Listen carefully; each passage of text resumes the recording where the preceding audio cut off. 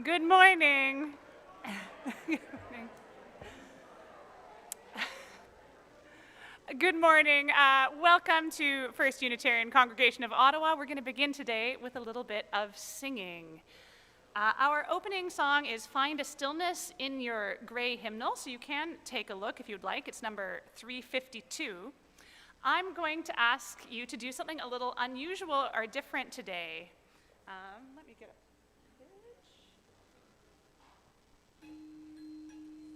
All right.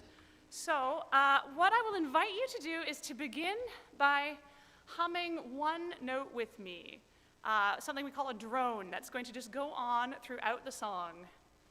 We'll begin the drone all together, and then I'll invite you to, if you wish, to sing the melody of the song with you. But what I'm hoping is that some of you will keep holding that drone throughout the whole thing to just kind of wrap us up and resonate in that sound. So here is your drone note.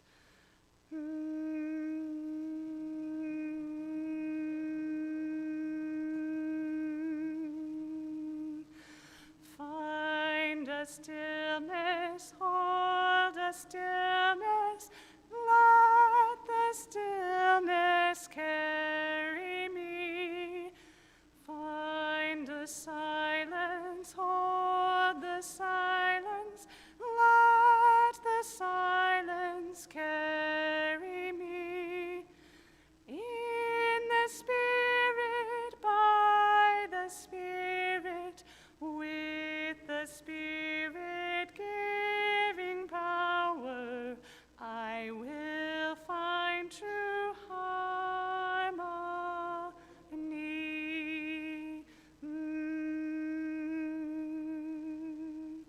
Seek the essence, hold the essence, let the essence carry me.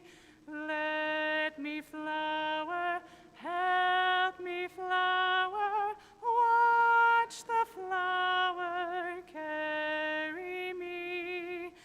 In the Spirit, by the Spirit, with the Spirit giving power, I will find true harmony.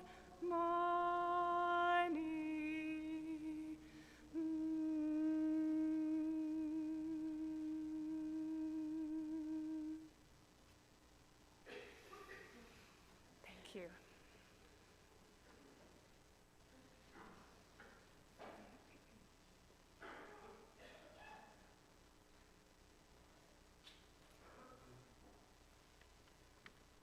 Good morning, everyone. Bonjour tout le monde. Ani Kinawea. Ani Kinawea is good morning, everyone, in Ojibwe. Well, I'm Lisa, and I'm here as a representative of your board to read you three very short announcements. So the first announcement, on the evening of December 24th at 5 p.m., we will again be having a family-oriented service. And at 7, a more contemplative service. In between, soup, bread, and desserts will be served. It would be helpful to have a number of volunteers to help with organizing and serving the refreshments and cleanup. If you can help, please contact Mariello Keblusek or Andrew Drake after the service today. And maybe Mariella, and there's Mariella, and Andrew is back there. Second announcement.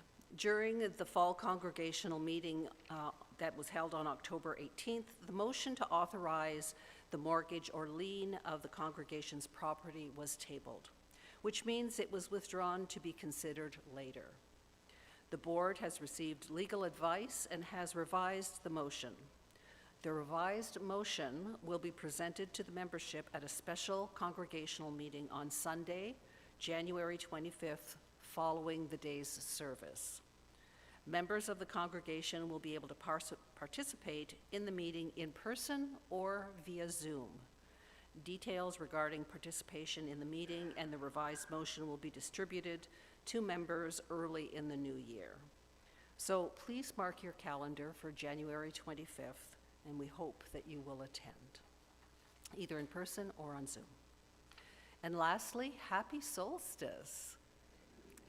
So if you are interested, after the service, you can go to the Now room and walk the Solstice Spiral. That's what the children will be doing during the service today. So it is available to anybody who would like to participate in that. So I hope that you take advantage of it. It's a very wonderful experience. That's it.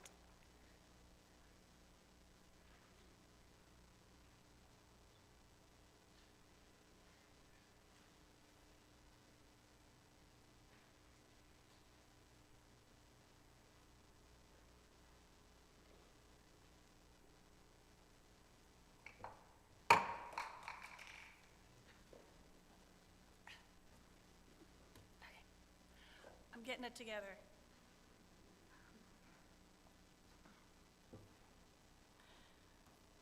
Will you join me in reading out loud the land acknowledgement words that are printed on the front of your order of service? We acknowledge that our campus is located on traditional, unsurrendered, and unceded Algonquin Anishinaabeg territory, and the work of reconciliation is a responsibility of our congregation and of all Canadians. Thank you. Good morning. I'm Reverend Lara Cowtan. My pronouns are she and her, and I'm joined on the chancel this morning by Worship Associate Laurie Foster McLeod, who has made some very special winter solstice treats for you to take home and decorate for your outdoor neighbors, and she'll explain that a little bit to you later. And I just want to say, it is so good to be here with you this morning. It feels like this has been a long week, and I've missed you. Glad that you're here, and that you have decided to make FirstU part of your day in your spiritual life. Whether you are a regular here in the sanctuary, or you're joining us online virtually, or you're here just for the first time, we hope that you find this is a place that nourishes you spiritually. Whoever you are, however you choose to express your love and yourself in the world, your gifts and your wounds are welcome here. And if you're attending online, please know that even from a distance, we belong to one another. And I invite you to greet each other in the chat, and even chat as we go along, which the folks here don't have that opportunity to do, as we keep our devices here in the room on their worship mode, right? I would like to extend a special welcome to those of you who are visiting us today for the first time. Please stop by the welcome table at the back, and also join us in the fellowship hall afterwards for refreshment and fellowship. And go downstairs to what's called the Now room, which is in the very center where the labyrinth is embedded in the floor, to do a special solstice walk. And if you're wondering where the young people are today, that is where they are. So, FOMO. Now, as we lean into this morning together, may this caring community be a place that helps you find and keep your balance, and inspire you to lead a loving life of integrity, service, and joy. Will you rise now and join in our opening hymn? It's number 55. In your gray hymnal, it'll also be above Dark of Winter.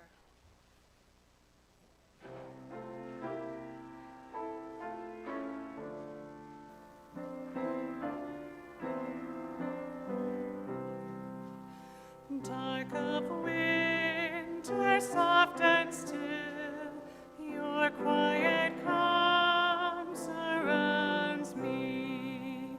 Let my thoughts go where they will, ease my mind.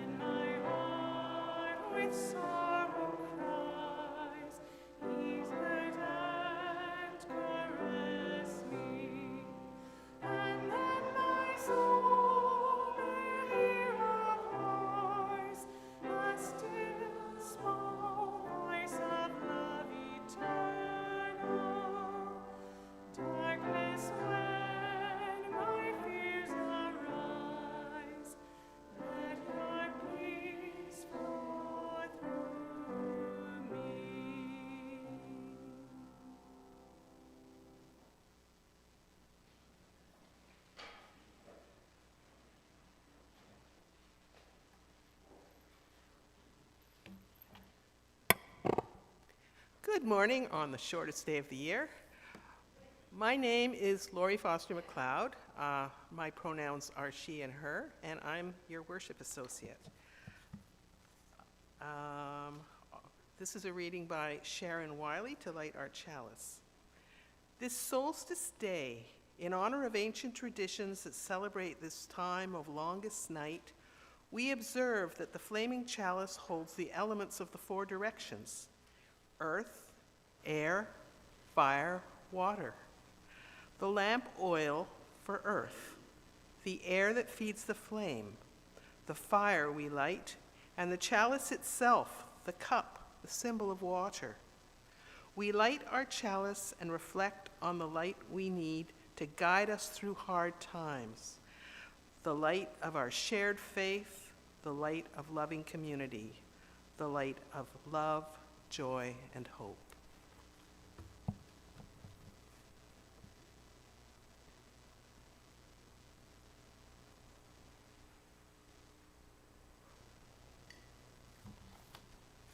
And now we'll sing the chalice song.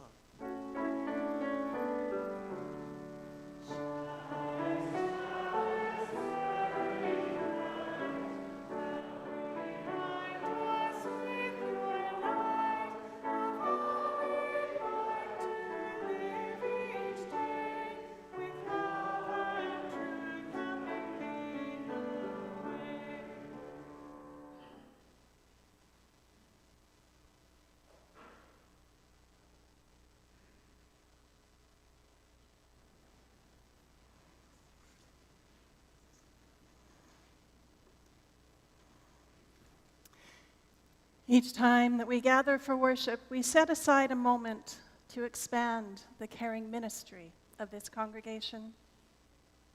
Together, we recognize the cycle of life and death and the circle of love, compassion, and witness that is at the center of this and every sacred community. We gather here together, trusting that this community is wide enough and deep enough to hold us in both our sorrows and our joys, in our challenges and in our celebrations. Let us prepare our hearts for this time of sharing with the sounding of our bowl.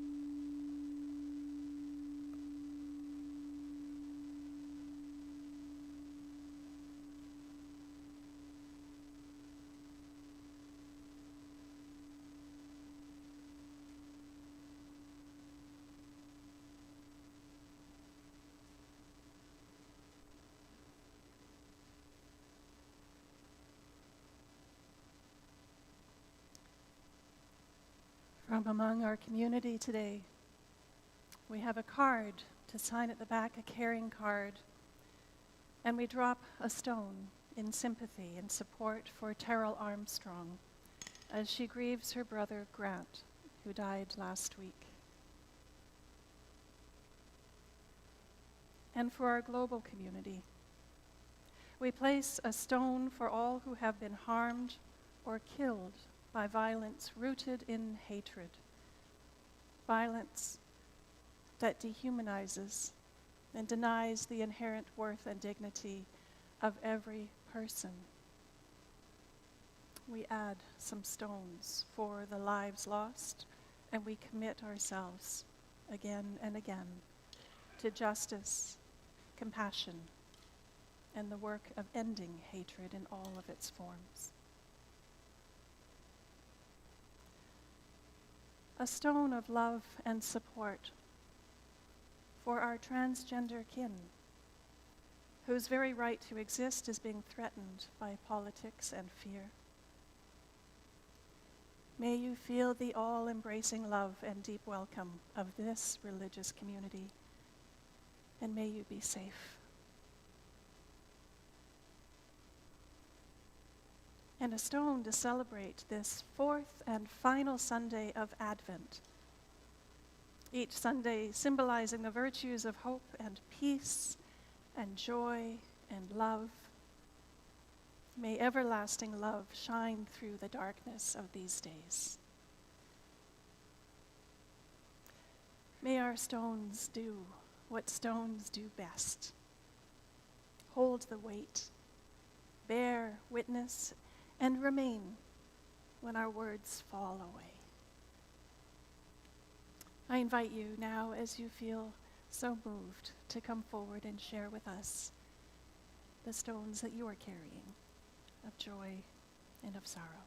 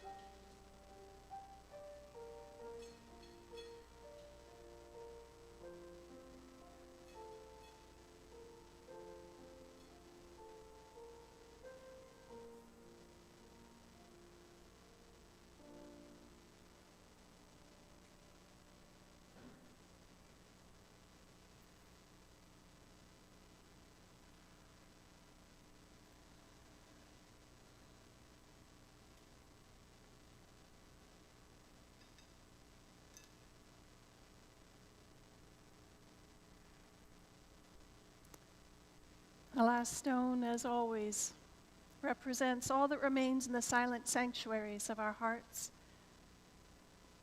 and in sharing for those of you online as well. May the ripples of our sharings flow through our hearts and out into the world. And may we join now in a minute of silence for our own personal reflection.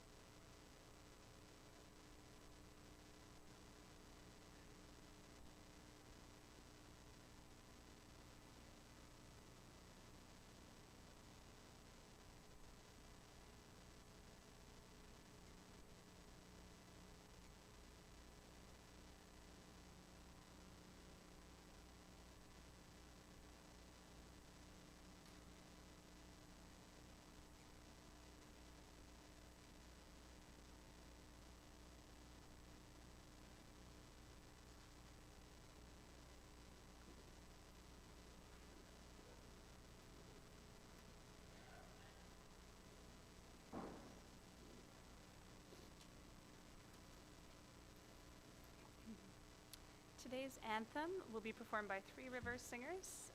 It's Solstice Carol by Kim Baraluk of the Winnipeg band The Weird Sisters. And we will have a solo by Margaret Linton.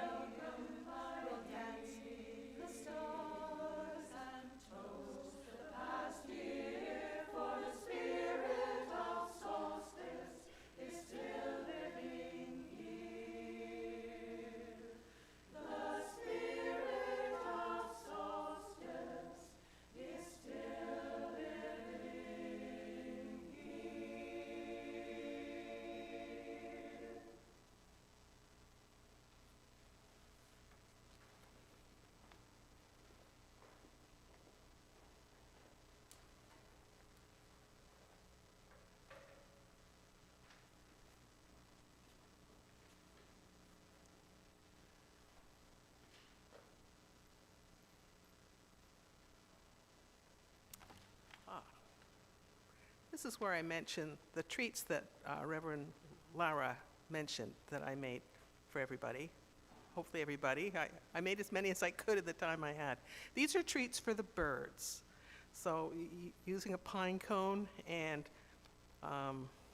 lard or various dipped in bird seed, and there's string on it to hang it up on a tree.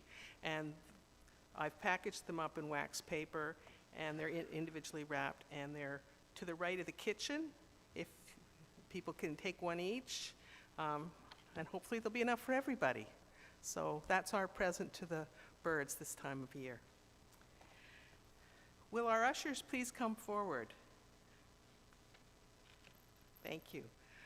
This congregation has a long history of care, vitality, and bringing people together to move the arc of justice forward.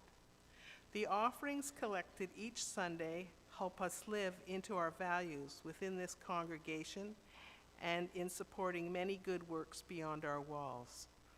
Whether you are here in Worship Hall or anywhere else, we rely on one another to keep this congregation vital and resilient.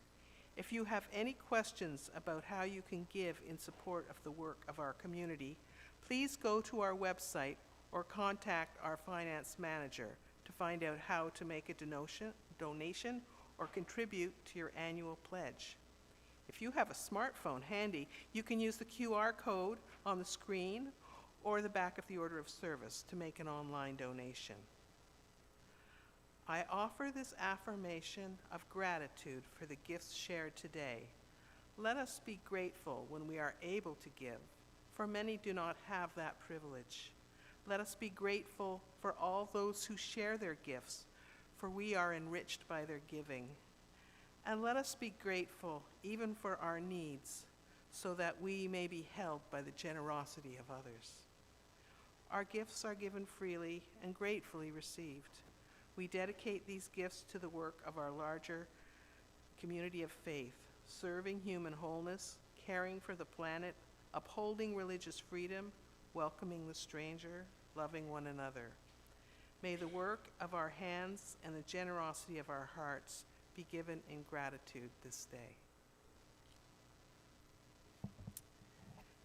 I have a reading now by Susan Cooper called The Shortest Day.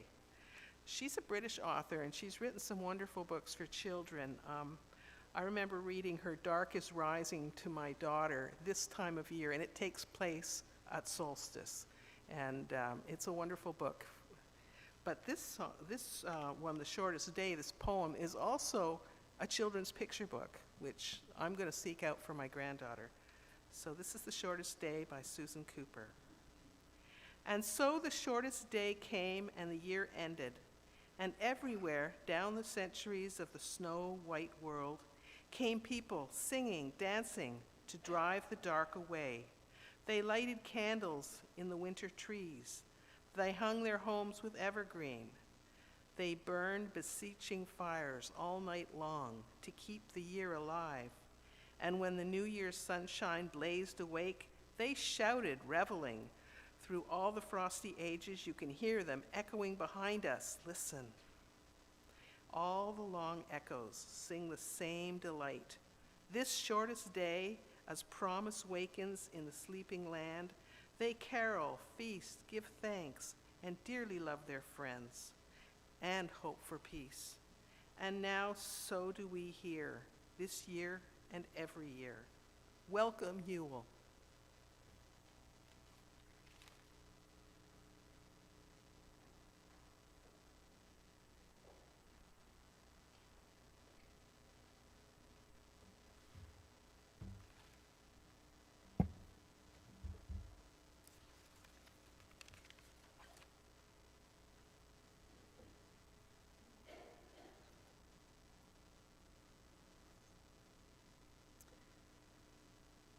The shortest day and the longest night of the year are here now.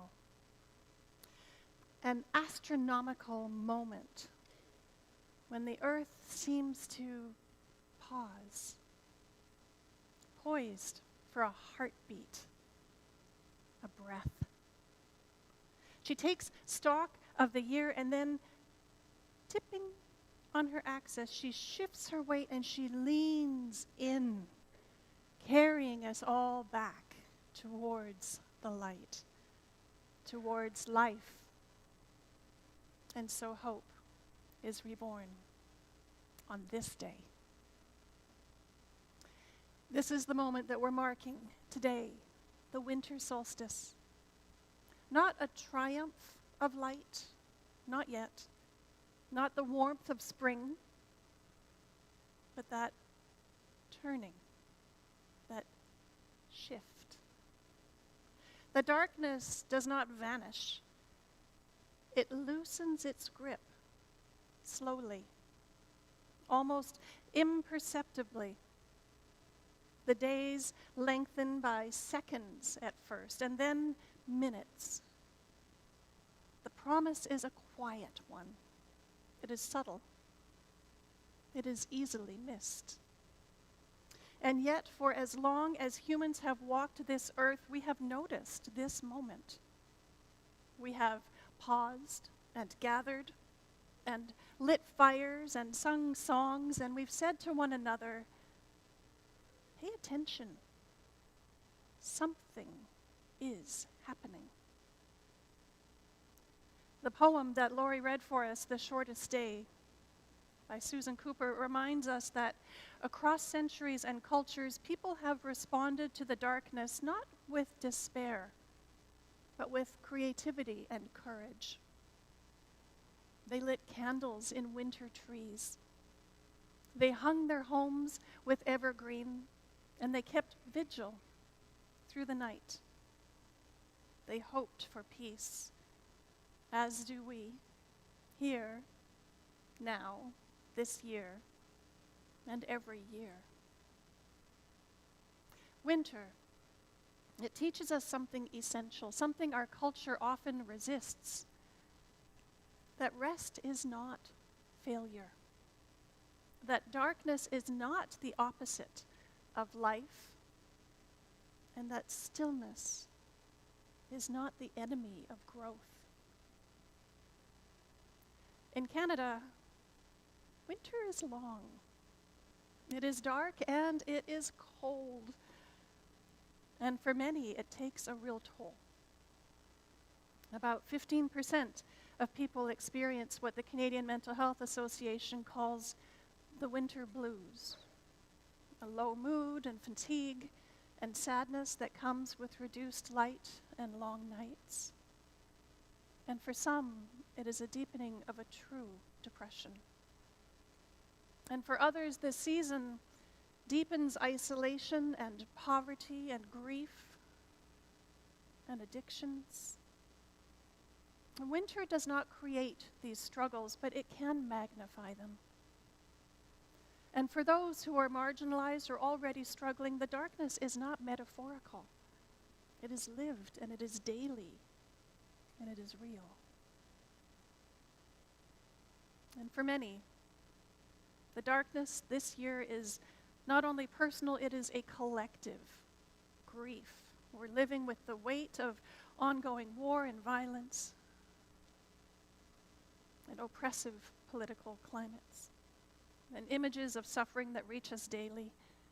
And we're navigating political divisions and economic uncertainty and the accelerating realities of climate change. Many are carrying fear for loved ones and for yourselves, and we grieve for what has been lost.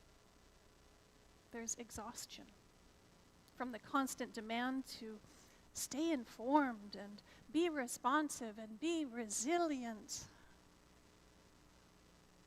So my friends, if your spirit feels heavy, if hope feels fragile or flickering, you are not alone. And you are not failing.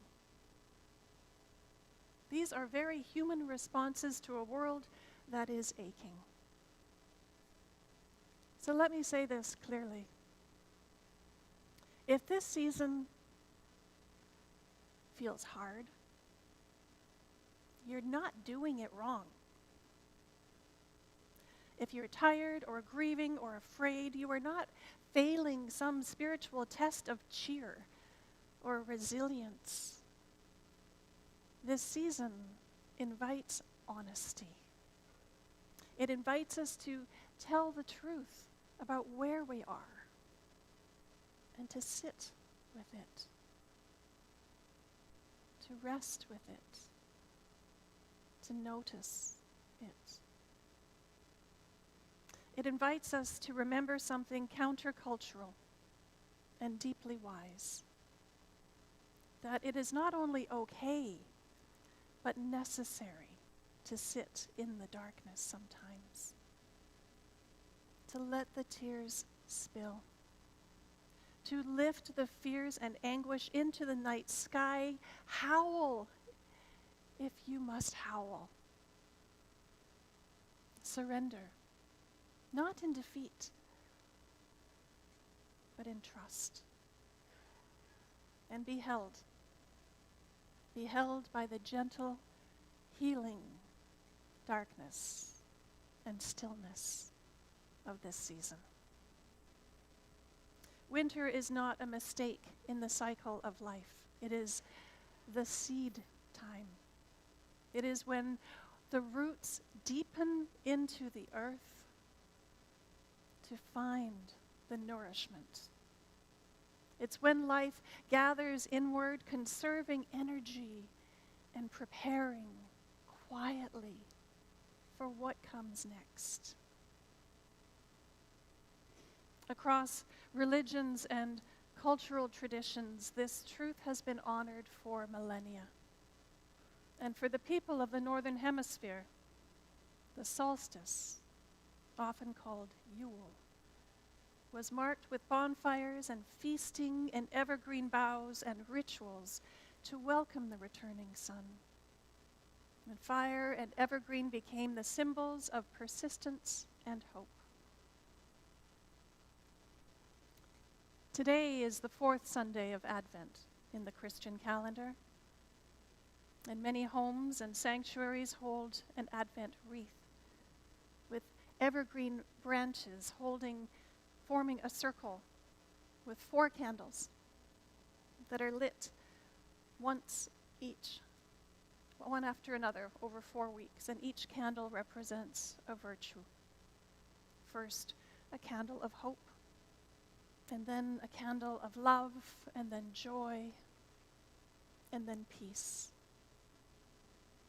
So today's Advent candle is for peace. Each week, a little more light enters the darkness, not all at once, not enough to banish the night, but enough to remind us where we are headed. And this week also brings a close to Hanukkah at sunset tomorrow, the Jewish festival of light. Hanukkah reaches back more than 2,000 years to a time when Jewish faith and culture were violently suppressed. Yes, another time. After a successful resistance, the temple in Jerusalem was reclaimed and rededicated, and tradition tells that in that celebration they had only 1 day of oil for the lamp. It was not long enough, and yet it burned for 8. Long enough to sustain their community and their hope. A miracle.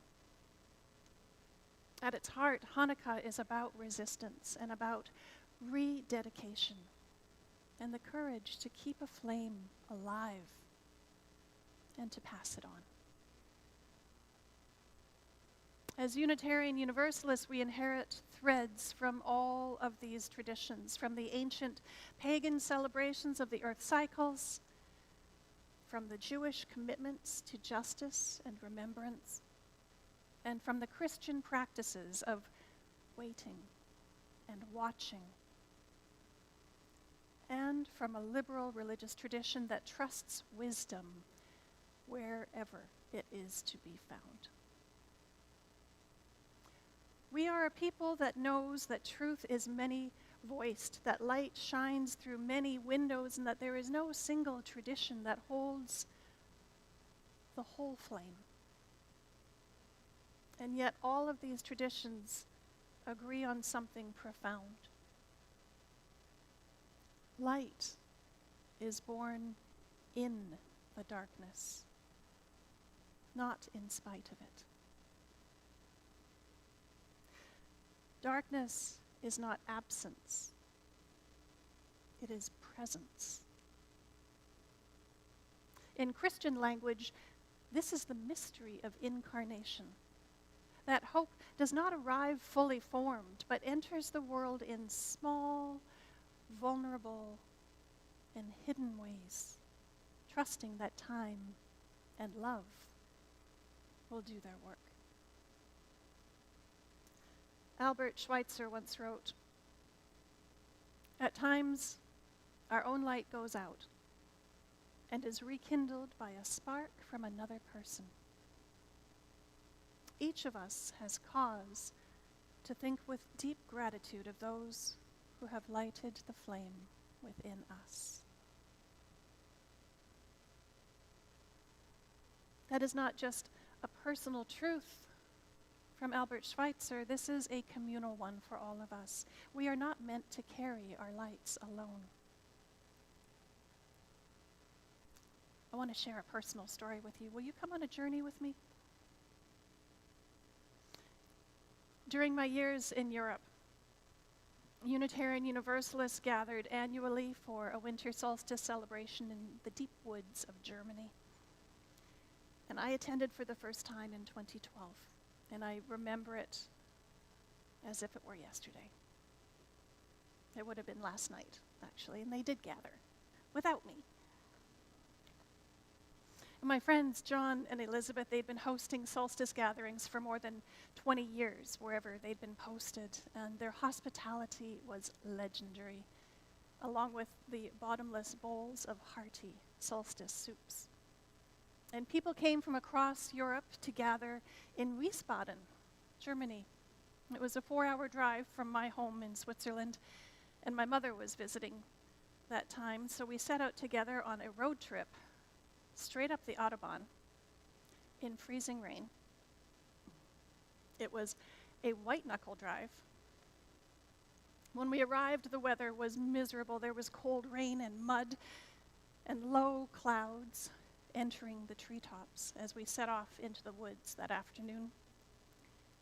Now, John had gone ahead and he'd marked the trail with ribbons where there were forks on the trail. I mean, it was really like a dog park with little paths everywhere. He'd marked the trail. And we walked, and there was a scattered group of soggy adults and children and dogs following up to this. Well, the trees opened, and we were suddenly in this broad, high meadow. And then almost miraculously, the rain stopped. And we laid out offerings on the bushes around the meadow for the animals. There were nuts and seeds and suet balls and berries and strings of popcorn, and we gathered around a little makeshift table on some logs, and we sang Yuletide songs, and we told stories, and we drank hot mulled cider, and sometimes they were spiked with a little bit of schnapps because it was cold. And darkness fell. And we stood in a wide circle around the bonfire that we had lit, each of us holding a candle that was protected by a little plastic cup. And one by one, we lit the candles from the flame of the person beside us and shared words of hope and concern and blessing for the year past and the year ahead. And we passed the flame. 40 flames around in this circle glowed in the clearing.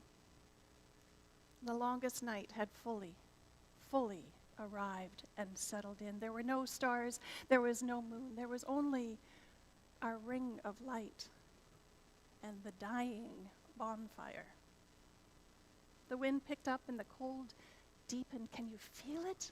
The chill, wet in your bones. The parking lot was 2 twisting miles away through the darkness, and the promise of hot soup was even further down that road. So it was time to go. And we began a simple, ancient chant. And we set off along that slippery path, and I held on to my mother, keeping my candle to the side so it didn't blind me. And ahead of us, the lights were bobbing through the trees, and behind us, others followed. It was like fireflies peeking through the trees. The chanting faded. The woods grew very still. We passed one stationary light. A man stood alone in the mist, guarding a place where the path dropped perilously into a treacherous ditch. Just making sure we all get safely past, he said. Further on, a cluster of lights had slowed. Some candles had been blown out by the wind and were being rekindled by others. And so we paused at a distance, not wanting to rush ahead, and making sure also that those behind us could still see our flames. No one spoke, but we all understood. We were relying on each other. The light ahead, and others were relying on ours from behind. The weather no longer mattered. I could not feel the cold. The darkness did not frighten me. The slippery mud underneath me did not make me feel uncertain. I belonged there to that moment.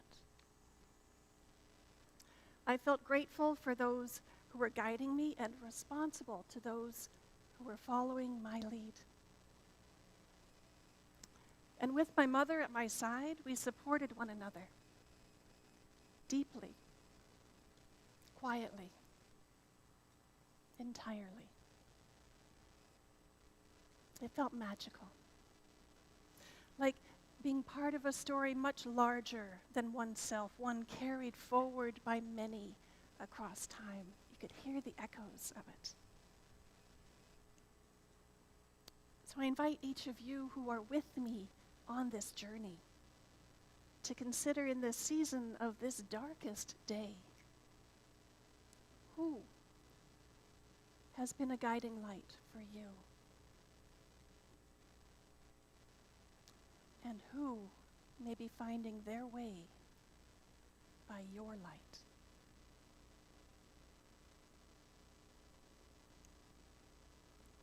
Especially in these tender times, when many of us are missing loved ones and facing loss and uncertainty, may we remember that we are not alone on this path. This moment is not the whole story. It is a turning point within a much larger journey. We need one another. We need to pause for those whose lights have gone out. And we need to stand watch at those dangerous places to be sure that people can pass safely. And we need to share our flames when the winds rise. And this is the truth.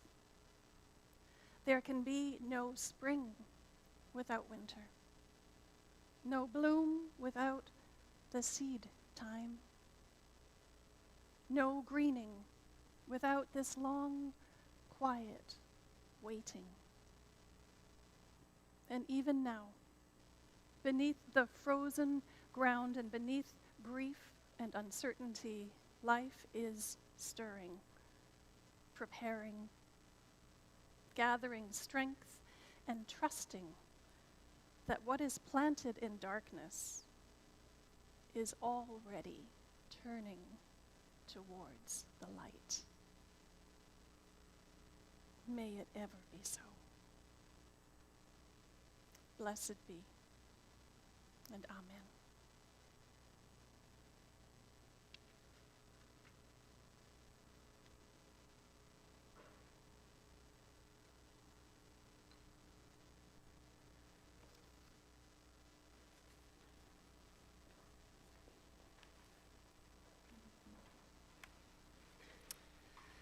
Our closing hymn today will be a familiar tune to many of you. It is based on the popular Advent hymn, People Look East, but this is a reworking with very beautiful solstice-themed words by Peter Mayer. So please rise in body or in spirit. The tune is almost the same as what you know. There's a little moment where there'll be a pause, but I will try to lead you through that. And we are joined today by Mariella Kablusek on guitar.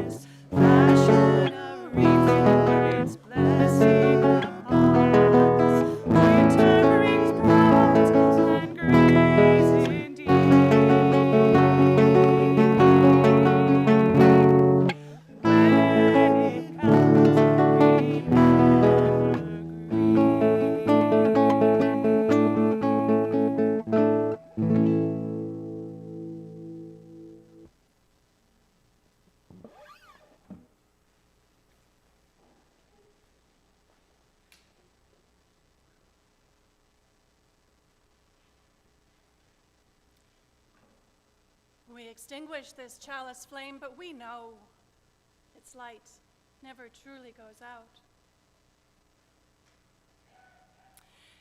In these dark days, may we rest in the quiet and trust the wisdom of the waiting until green shoots break the surface and warmth comes again.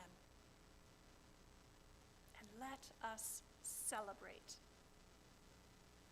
Please rise and join in singing our postlude together, a Yuletide song, Deck the Halls.